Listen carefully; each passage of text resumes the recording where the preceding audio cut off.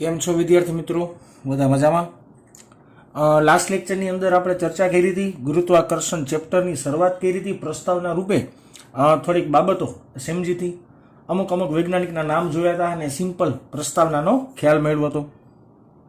આજે આપણે વાત કરવાની છે ગુરુત્વાકર્ષણના સાર્વત્રિક નિયમની. ન્યૂટન નામના વૈજ્ઞાનિકે આ નિયમની શોધ કરી હતી, અથવા તો ન્યૂટન નામના વૈજ્ઞાનિકે આ નિયમ આપ્યો હતો. સાર્વત્રિકનો મતલબ એવો થાય કે આ નિયમ તમે વ્યવહારિક જીવનમાં બધી જગ્યાએ ઉપયોગમાં લઈ શકો છો. અને આ નિયમ આપણે બે રીતના સમજવો પડે. મીન્સ કે અદિશ સ્વરૂપે અને સદિશ સ્વરૂપે. એટલે આ નિયમની સમજૂતી આપણે સદિશ તથા અદિશ બંને સ્વરૂપે લેશું. સૌથી પહેલા આ નિયમનું કથન આપણે વિચારી લઈએ. આ નિયમનું કથન લખી નાખીએ કે ન્યૂટન નામના વૈજ્ઞાનિકે શું કીધું હતું.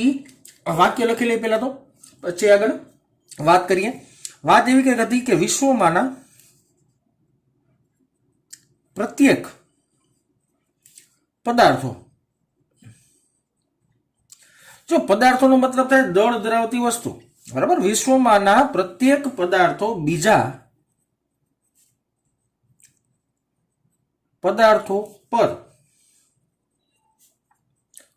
ગુરુત્વાકર્ષી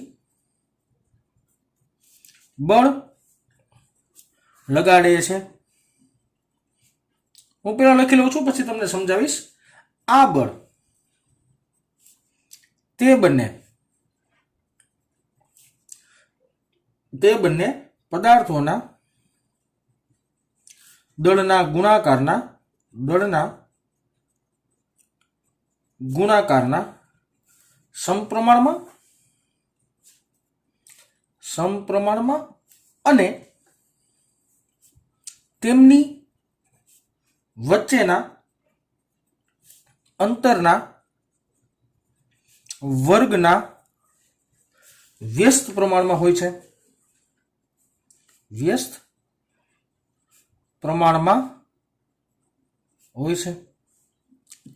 આખી વાક્ય રચના વાંચીએ. વિશ્વના પ્રત્યેક પદાર્થો બીજા પદાર્થો પર ગુરુત્વાકર્ષી બળ લગાડે છે. હવે જો ગુરુત્વાકર્ષી બળ વિચારીએ ને, આ ગુરુત્વાકર્ષી બળ વિચારીએ તો ગુરુત્વાકર્ષી બળ બે પ્રકારના હોઈ શકે વિદ્યાર્થી મિત્રો. એક છે આકર્ષી અને એક છે અપાકર્ષી. પણ યાદ રાખવાનું કે આ ગુરુત્વાકર્ષી બળ હંમેશા આકર્ષી પ્રકારનું જ હોય. આ ખાસ યાદ રાખજો કે આ બળ હંમેશા આકર્ષી પ્રકારનું હોય. આકર્ષી પ્રકારનું મીન્સ કે બે પદાર્થ એકબીજા વચ્ચે હંમેશા આકર્ષણ બળનો જ અનુભવ કરે, જિંદગીમાં અપાકર્ષણનો અનુભવ કરે નહીં. તમે ધોરણ 10 ની અંદર અમુક ચેપ્ટરોની અંદર, એટલે ચુંબકવાળા જે ચેપ્ટરો ભણ્યા એની અંદર તમે આકર્ષણ તથા અપાકર્ષણ બળનો ઉલ્લેખ કરતા હશો. તો યાદ રાખશું આપણે કે ગુરુત્વાકર્ષી બળ હંમેશા આકર્ષી પ્રકારનું જ હોય, બરાબર. હવે આગળ વાક્ય રચના વિચારીએ બેટા. આ બળ તે બે પદાર્થોના દળના ગુણાકારના. હવે તમને સમજાવું સિમ્પલ કે અહીંયા મારી પાસે બે દળ છે. ચાલો હું આને કહી દઉં છું M1 દળ અને આને એમ કહી દઉં છું M2 દળ. આ બે પદાર્થ લઈ લીધા અને બેના દળ મેં તમને લખી દીધા M1 અને M2. અને આ બંને પદાર્થો વચ્ચેનું અંતર છે ધારો કે R. આ બંને પદાર્થો વચ્ચેનું અંતર છે R. તો હવે આ બે પદાર્થ વચ્ચે ગુરુત્વાકર્ષણ બળ લાગશે. બે પદાર્થ વચ્ચે હવે ગુરુત્વાકર્ષણ બળ લાગશે. જે ગુરુત્વાકર્ષણ બળ લાગે છે, બળને ઇંગ્લિશમાં કહેવાય વિદ્યાર્થી મિત્રો ફોર્સ. જે ગુરુત્વાકર્ષણ બળ લાગે છે તેનું મૂલ્ય, સાંભળજો, જે ગુરુત્વાકર્ષણ બળ લાગે છે તેનું મૂલ્ય તે બે દળોના ગુણાકારના સમપ્રમાણમાં, જોઈ લો, ગુણાકારના સમપ્રમાણમાં થયું. અને તેમની વચ્ચેના અંતરના વર્ગના વ્યસ્ત પ્રમાણમાં હોય છે. પ્રેમથી જોઈ શકાય છે વિદ્યાર્થી મિત્રો કે આ સમીકરણ પરથી અવલોકન કરો તો F proportional to M1 ને M2 થાય, પરંતુ F proportional to 1/r² થાય. હજી એકવાર બોલું છું, F proportional to M1 M2 પરંતુ F proportional to 1/r².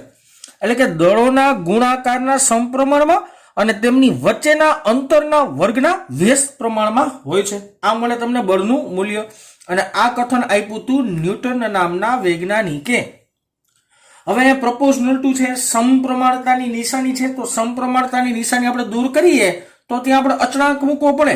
તો અચળાંક તરીકે આવ્યો તો g m1 m2 by r square. અચળાંક તરીકે લીધો તો એને જી. જીનું મૂલ્ય સૌથી પહેલા શોધનાર વૈજ્ઞાનિકનું નામ હતું કેવેન્ડિશ. તમારી જાણકારી માટે આ શબ્દ જરૂરી છે. કેવેન્ડિશ નામના વૈજ્ઞાનિકે જીનું મૂલ્ય શોધ્યું હતું. એટલે એ લખી દઉં છું કે જ્યાં જીને કહેવામાં આવે છે ગુરુત્વાકર્ષણનો સાર્વત્રિક અચળાંક, અને જેનું મૂલ્ય હંમેશા ફિક્સ હોય.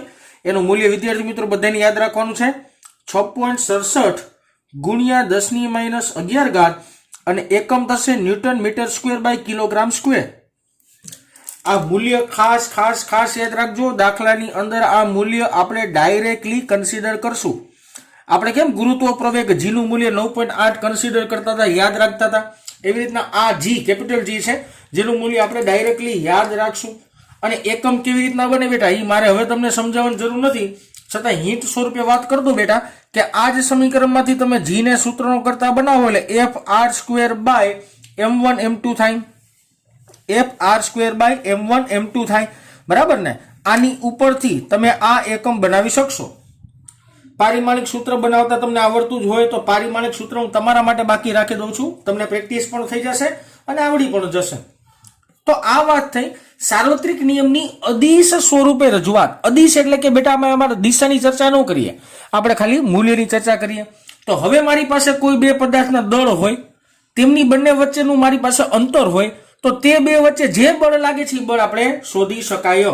હજી પાછી એક વાત રિપીટ કરું છું કે આ જે બળ હોય એ બળ હંમેશને માટે વિદ્યાર્થી મિત્રો આકર્ષી પ્રકારનું જ હોય. આગળ જતા વિદ્યુતીય બળ આવશે, આગળ જતા ચુંબકીય બળ આવશે, એની અંદર આકર્ષી અને અપાકર્ષણ બે હોય.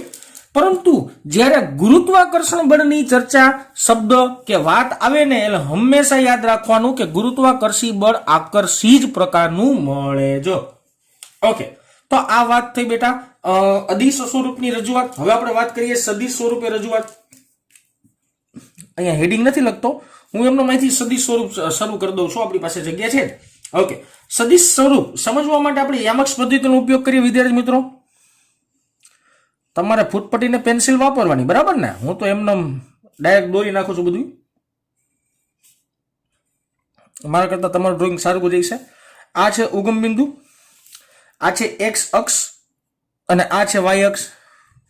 મેં તમને 1000 વાર કીધું કે આ એક્સ ને આ વાય એવું કઈ જરૂરી નથી, જેને જે લેવું એ લઈ શકાય, પણ સમજાવો બધું ખાલી, બરાબર ને. અહીંયા છે કોઈ એક પદાર્થ જેનું દળ છે m1, અહીંયા છે કોઈ બીજો પદાર્થ જેનું દળ છે m2. ઉગમ બિંદુની સાપેક્ષે m1 નો સ્થાન સદિશ થાય આ, અને ઉગમ બિંદુની સાપેક્ષે m2 નો સ્થાન સદિશ થાય આ. ઉગમ બિંદુના સાપેક્ષે m1 ના સ્થાન સદિશને આપણે નામ આપીએ r1 સદિશ, અને ઉગમ બિંદુની સાપેક્ષે m2 ના સ્થાન સદિશને આપણે નામ આપીએ r2 સદિશ. હવે સમજો ખાસ એક શબ્દ તમને મારે ખાસ વાંચતા શીખવાડવો પડશે વિદ્યાર્થી મિત્રો. ધ્યાન રાખજો, એકવાર શીખવાડું છું પછી આગળ ઉપર તમને ઓટોમેટિકલી આવડી જશે. ઓકે બેટા, આ થયું સદિશ f12. f12 ને વંચાય કેમ પેલા તો જોજો, તમને સિમ્પલ સમજાવું. વાહ્યવાળા વડે આગળવાળા પર, વાહ્યવાળા વડે આગળવાળા પર. આ એક સિમ્પલ શબ્દ યાદ રાખી લેવાનો. એટલે બોલાય કેમ આને કે બે વડે, એટલે પદાર્થ બે વડે, પદાર્થ બે વડે પદાર્થ એક પર લાગતું બળ. જે કોઈ બોલું છું, પદાર્થ બે વડે પદાર્થ એક પર લાગતું બળ. હવે મને સમજાવો વિદ્યાર્થી મિત્રો કે પદાર્થ બે વડે એક પર બળ લાગતું હોય, બે વડે એક પર બળ લાગતું, તો એક નંબરનો પદાર્થ હોય બે નંબર તરફ ખેંચાય ને. હજી એકવાર બોલું છું, ખાસ સમજજો ને સાવ નિરાતે સમજજો. બે વડે એટલે આ બળ લગાડે છે કોની પર? એક નંબર પર, બરાબર. એટલે આ બે નંબર એક નંબર ઉપર બળ લગાડતો હોય તો એક નંબર કોની બાજુ ખેંચાય? બે નંબર બાજુ ખેંચાય. તો આ એનો થયો સદિશ થયો. આ સદિશને આપણે કેવું પડે, અથવા તો આ બંને કેવું પડે આપણે f12 સદિશ. આ બંને આપણે શું કેવું પડે? f12 સદિશ. બળને આપણે શું કહેવાય? સાપેક્ષ વાદમાં સમજાવવાની આ એક રીત છે, આ એનું સૂત્ર છે. f12 નો મતલબ બે વડે એક પર લાગતું બળ. ઓકે સરસ, ચાલો सूत्र बनावीए बेटा आनु सदिश स्वरूपनी चर्चा है सूत्र बनावीए हवे जोजो सदिश बराबर मूल्य गुणिया एकम सदिश थाय ले नो लाइक थी ने ओके एकम सदिश बराबर सदिशना छेदमां तेनुं मूल्य याद आवे छे ओके एकम सदिशनी थियरीमां भणी गया विद्यार्थी मित्रों हवे हूँ तमने आम कहूं बेटा के सदिश तो सदिश बराबर शुं थाय मूल्य एने गुणिया एकम सदिश आमांथी मैं सदिश ने सूत्रनो कर्ता बनाव्यो छे एटले मूल्य गुणिया एकम सदिश करी शकाय ओके सरस तो अहींया जोवो जोईए मारी पासे सदिश छे तो मारे लखવું પડે मूल्य आ बे पदार्थ वच्चेनुं मूल्य तो आवा सिंपल सूत्रों परथी दई शकाय केवी रीतना बेटा चालो लखी नाखीए gm1 m2 bye r square हवे जोजो r स्क्वेर नो लखी शकाय r12 स्क्वेर लखी शकाय आ बे वच्चेनुं अंतर छे ई r12 स्क्वेर कहेवुं पड़े कारण के जे बळनुं नाम होय नी ज अंतरनुं नाम होय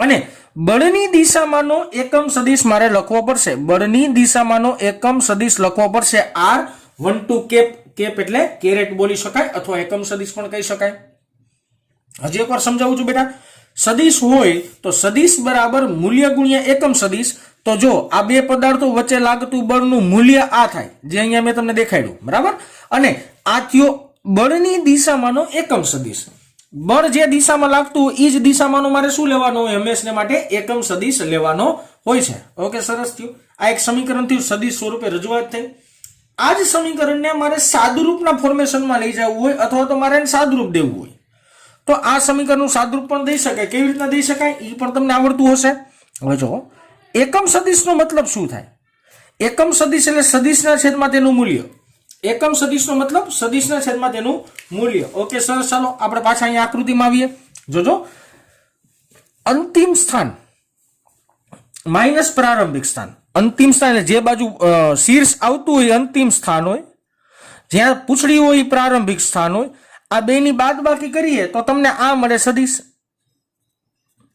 रेडी आने आपणे सारी भाषामां स्थानांतर सदिश कहेता हता जो नो याद आवतो होय तो ओके स्थानांतर सदिश એટલે r2 - r1 अंतिम स्थान माइनस प्रारंभिक स्थान ओके હવે જો હું આની જગ્યાએ એકમ સદિશની જગ્યાએ શું લખી શકું સદિશ લખીએ એટલે આપણે લખશું r2 સદિશ माइनस r1 सदिश અને છેદમાં તે સદિશનું મૂલ્યમાં લખવા માટે આપણે મોડ કરતા હતા યાદ આવે છે મોડ નો કરો તો પણ ચાલશે તો હવે તમે એકમ સદિશની જગ્યાએ આ પદ પણ લખી શકો આ કોના બરાબર લખી શકાય r12 કેપની જગ્યાએ લખી શકાય તો આની જગ્યાએ આ કિંમત મૂકી દો તો એ સાદુરૂપ મળી જાય ઓકે સરસ આના કરતા વિપરીત વાત કરી આ સદિશ સ્વરૂપની રજૂઆત થઈ ગઈ બેટા સદિશ સ્વરૂપે સૂત્ર થઈ ગયું हजी आपणे दाखला गणशुं एक ज दाखलो गणावीश એટલે કે ને 100 સોનાર की एक लोहार की एक ज दाखलो गणावीश एनी अंदर बधे कन्सेप्ट આવી જશે પણ છતાંય આ સદિશ સ્વરૂપની રજૂઆત થઈ અને આ સૂત્ર બેટા યાદ રાખજો મેં તમને તેદી ભણાવતા વખતે પણ કીધું હતું કે આ સૂત્ર તમારે 12મા ધોરણની અંદર પણ કામ આવશે એટલે 12મા ધોરણ સુધી આ સૂત્ર કે ભૂલાવા ન જોઈએ બરાબર ને ઓકે સરસ ચાલો આ કઈ પ્રકારનું બળ હતું મને હજી એકવાર યાદ દેવડાવો કે 2 વડે 1 પર લાગતું હતું હવે ઊંધું કરીએ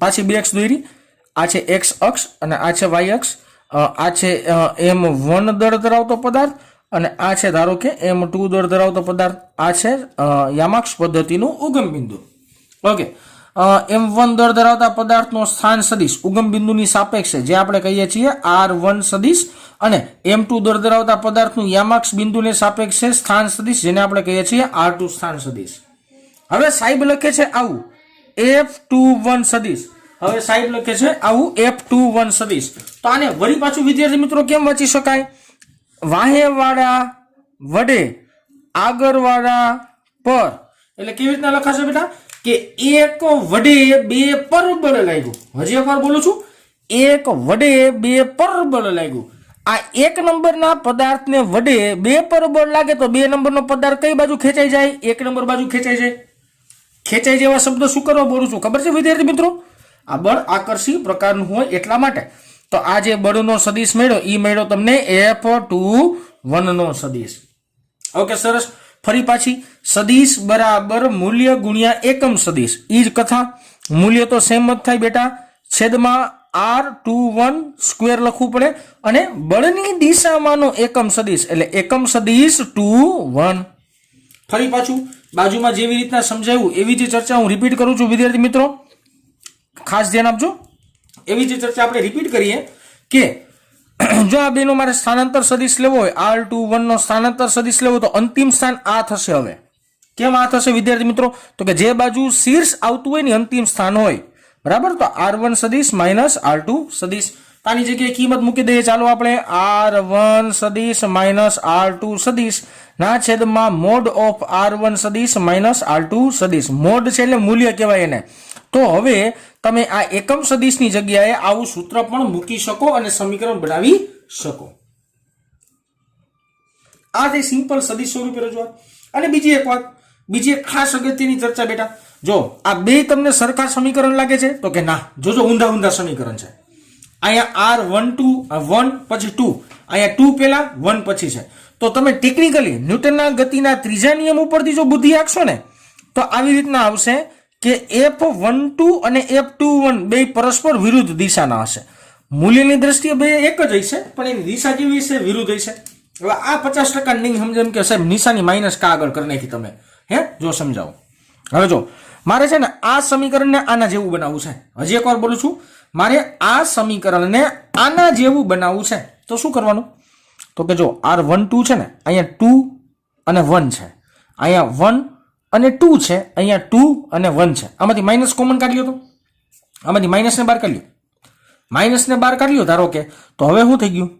R2 માઇનસ R1 ના છેદમાં mode of R2 minus R1 આવું થઈ જાય.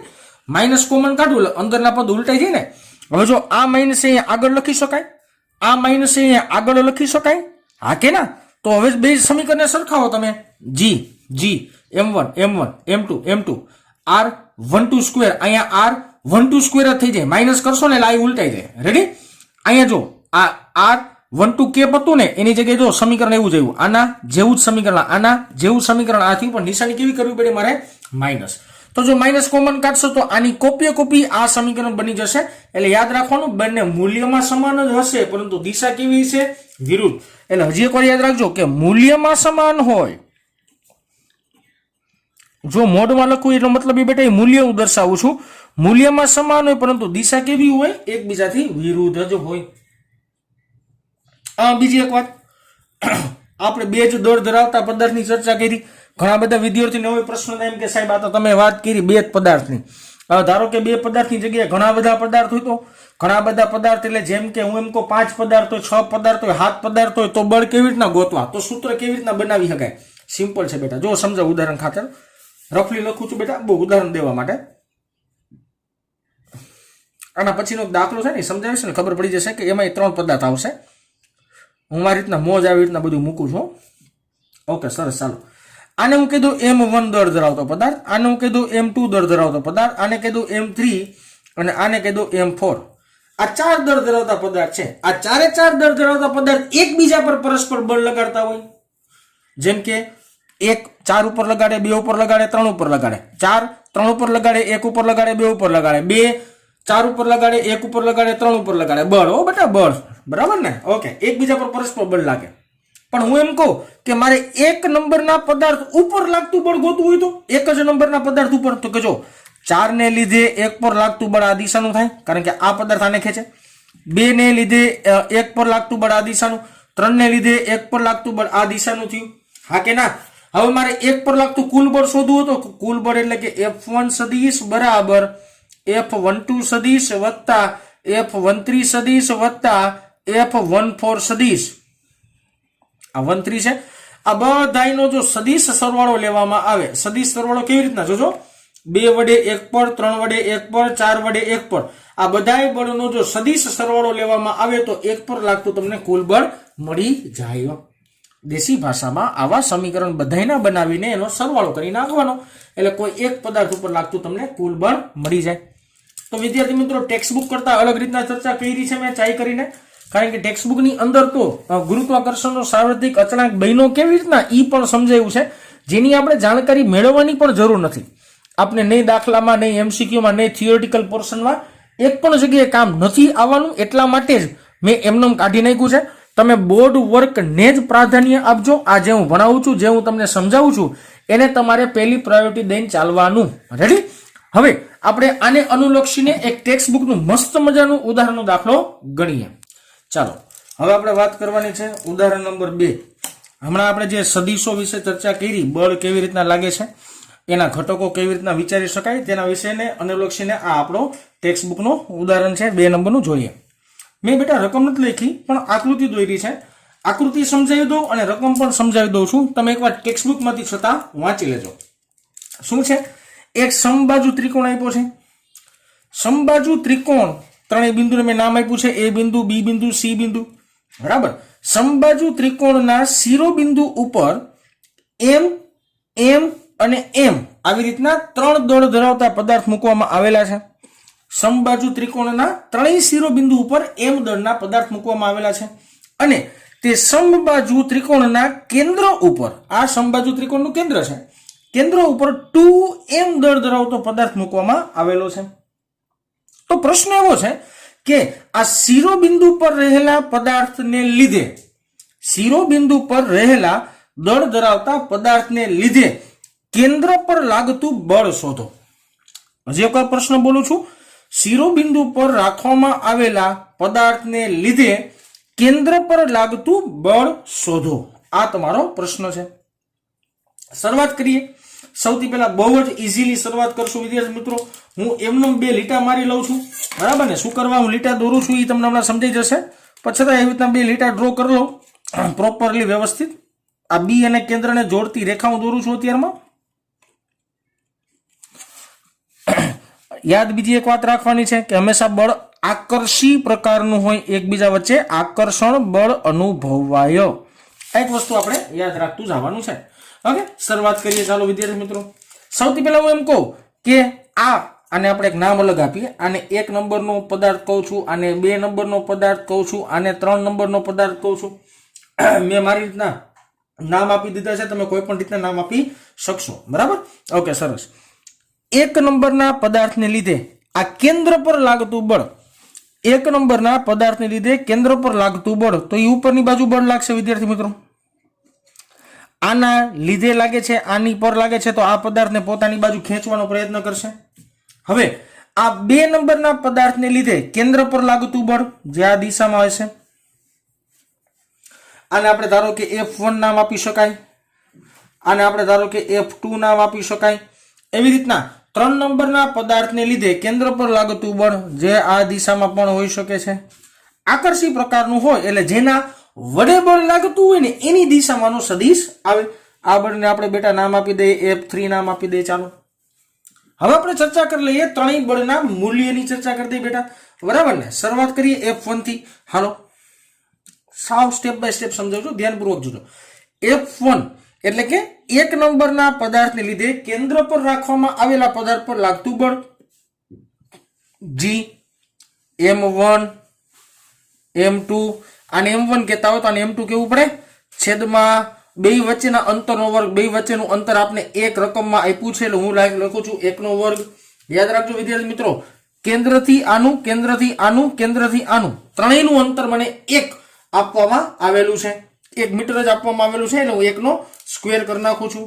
બરાબર ને? તો આને સારી ભાષામાં આવી રીતના લખી શકાય 2gm સ્ક્વેર. જો મેં કાંઈ નથી કર્યું, m ગુણ્યા m નો સ્ક્વેર, બગડાને આગળ લખો 2gm સ્ક્વેર છેદમાં 1 નો વર્ગ ન લખો તો ચાલે.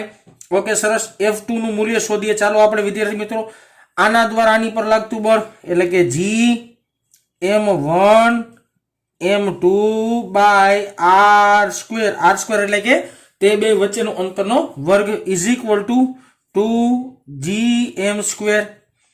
F3 જોઈએ બેટા આપણે. ચાલો G M1 M2 by R square. જવાબ આવે 2gm સ્ક્વેર. બધાના બળના મૂલ્ય તો સમાન જ મળ્યા, જોઈ શકો છો તમે. જો મૂલ્ય જોશો ને બધાને તો સમાન આવે, પણ દિશા જો આની દિશા, આની આમ, આની આમ, દિશા વિરુદ્ધ આવી. ઓકે, આજે આપણે ચર્ચા કરી વિદ્યાર્થી મિત્રો. આટલી ચર્ચા અદિશ સ્વરૂપે થઈ છે. કયા સ્વરૂપે થઈ છે? અદિશ સ્વરૂપે. આને હમણાં મારે સદિશ સ્વરૂપે લઈ જવો પડશે. બરાબર ને? ચાલો જોઈએ. આને હવે હું સદિશ સ્વરૂપે લખું છું. લખીએ F1 સદિશ. બરાબર. મૂલ્ય શું છે? 2gm square. ઓકે, આને સદિશ સ્વરૂપે લખવાનું, હજુ અડધું મૂક્યું છે, જો બાકી છે લખવાનું, બરાબર ને? ખાલી ખાલી એમને જસ્ટ એમને થોડુંક લખી દઉં છું. F2 સદિશ મૂલ્ય શું છે? 2gm². હાલો. F3 સદિશ હાલો 2gm². સરસ. ચાલો અડધી વાત કરી. હવે હું પેનનો કલર બદલાવું છું, ધ્યાન આપજો ખાસ. હવે જો F1 સદિશની દિશામાંનો એકમ સદિશ, F1 સદિશની દિશામાંનો એકમ સદિશ. આ F1 કઈ દિશામાં છે? તો યામાક્ષ પદ્ધતિ સાહેબ આપણે લઈ લઈએ. યામાક્ષ પદ્ધતિની અંદર આને કહું છું પ્લસ x અક્ષ, આને કહું છું માઇનસ x અક્ષ, આને કહું છું પ્લસ y અક્ષ અને આને કહું છું માઇનસ y અક્ષ. તો જો હજી F1 બળનો સદિશ કઈ દિશામાં છે? પ્લસ y માં. પ્લસ y હોય તો એકમ સદિશ કયો લખી શકાય વિદ્યાર્થી મિત્રો? j caret. આ સમજી જવું જોઈએ j કેરેટ કેમ આવ્યો? y દિશામાંનો એકમ સદિશ છે j કેરેટ. રેડી? વાત થઈ ગયા? ઓકે, સરસ. ચાલો બીજી વાત કરીએ F2 બળ માટે. હવે જો આ જે F2 બળ છે ને વિદ્યાર્થી મિત્રોના બે ઘટક પડે. એક ઘટક પડે x અક્ષની દિશામાંનો આ અને બીજો ઘટક પડે y અક્ષની દિશામાંનો આ. બે ઘટક પડે છે, આકૃતિમાં જોઈ શકાય છે. આ F2 ના બે ઘટકો પડ્યા, x અક્ષની દિશામાં આ અને y અક્ષની દિશામાં આ. બે એના સિમ્પલ ઘટકો પડ્યા. હવે જો આ સમબાજુ ત્રિકોણ છે. સમબાજુ ત્રિકોણ તો આટલો ખૂણો બેટા કેટલાનો થાય? 60 નો થાય. સમબાજુ ત્રિકોણમાં આટલો ખૂણો કેટલાનો થાય? 60 નો થાય. તો આટલો ખૂણો કેટલાનો થાય? 30 ડિગ્રીનો થાય. એનો અડધો જોઈએ ને એક્ઝેક્ટલી. અડધો કેટલાનો થાય? 30 ડિગ્રીનો. તો યુગ્મ કોણની જોડ જો અહીં z બને છે આમ, તો આ 30 હોય તો આ પણ કેટલાનો બને બેટા? 30 નો જ બને. આ સમજી જવું જોઈએ. આખો ખૂણો 60 નો થાય, અડધો ખૂણો 30 નો થાય. યુગ્મ કોણની જોડ આ 30, તો આ પણ કેટલાનો બને છે? 30 નો બને છે. તો મારે ઘટકો લખવા નથી વિદ્યાર્થી મિત્રો. આ ઘટક થશે એને આપણે કહેશું, શું નામ આપશું? યાદ કરો વિદ્યાર્થી મિત્રો, F2 cos 30. F2 cos 30 પણ કઈ દિશામાં છે? Minus x. તો આપણે લખીએ સૌથી પહેલા માઇનસ cos 30 ડિગ્રી. માઇનસ શું કરવા લખ્યો છે વિદ્યાર્થી મિત્રો? કારણ કે માઇનસ x અક્ષનો છે એટલા માટે. હવે આ નીચેનો ઘટક જો, આ નીચેનો ઘટક શું થાય? sin 30 degree. તો એ પણ માઇનસ જ આવશે, માઇનસ sin 30 ડિગ્રી. અને અહીંયા લખશું આપણે j કેરેટ. હજી એક વાર કહું છું બેટા, માઇનસ કેમ આવ્યા? અહીંયા માઇનસ શું કરવા આવ્યા? તો કે માઇનસ x અક્ષની દિશામાંનો છે એટલે એકમ સદિશ આવે માઇનસ i કેરેટ. એકમ સદિશ શું આવે? Minus i caret. એ માઇનસ ને મેં આગળ લખ્યા છે. અહીંયા માઇનસ y ની દિશામાંનો ઘટક છે, માઇનસ y ની દિશામાંનો. તો અહીંયા આવશે માઇનસ j કેરેટ. મેં માઇનસ ને આગળ લખી નાખ્યા છે એટલા માટે માઇનસ sin 30 j કેરેટ આવ્યું. ઓકે, સરસ. હવે વાત કરીએ વિદ્યાર્થી મિત્રો F3 માટે. હાલો ધ્યાન આપજો. F3 માં પણ F3 ને પણ આવી રીતના બે ઘટકોમાં વિભાજિત કરી શકાય. એક એનો ઘટક પડે આ, પેનનો કલર અલગ અલગ રાખું છું, અને એક એનો ઘટક પડે આ. હવે મેં તમને સમજાવ્યું એમ કે જો આ ખૂણો મારી પાસે ધારો કે 30 ડિગ્રીનો બનતો હોય તો આ ખૂણો મારી પાસે કેટલાનો બને? 30 ડિગ્રીનો જ બને. ઓકે, 30 ડિગ્રીના જ ખૂણા બન્યા. હવે જોઈ શકો છો આ ઘટક થશે એને આપણે કહેશું cos 30 ડિગ્રી પણ પ્લસ i કેરેટ. એટલે માઇનસ આગળ નો આવ્યું. આ પાછું નીચે જ છેલ્લે લખવું પડશે, minus sin 30 degree j caret. Minus j caret આવશે. j ની નિશાની આગળ લખી નાખી છે મેં, બીજું કઈ કર્યું નથી. તો આ સદિશ સ્વરૂપે ત્રણેય બળને મેં રજૂ રાખ્યા. હવે મારે શું શોધવાનું છે? કેન્દ્ર પર લાગતું પરિણામી બળ. શું શોધવાનું છે? કેન્દ્ર પર લાગતું પરિણામી બળ. હાલો હેડિંગ લખી નાખીએ અહીંયા આમ.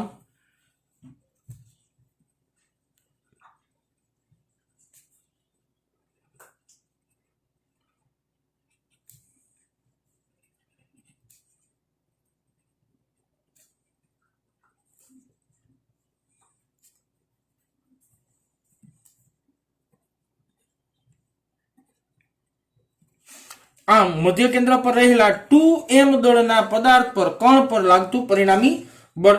ઓકે, પરિણામી બળ એટલે બેટા આપણે F વડે દર્શાવીએ તો F ઇઝ ઇક્વલ ટુ શું થશે? F1 સદિશ વત્તા F2 સદિશ વત્તા F3 સદિશ. આ પરિણામી બળ ને સૂત્રમાં રજૂ કરો તો આવી રીતના લખી શકાય. બરાબર? ઓકે, F1 ની કિંમત છે મારી પાસે? તો કે હા છે. હાલો સાહેબ લખો જી. આખી કિંમત મૂકું છું બેટા, 2gm² j કેરેટ.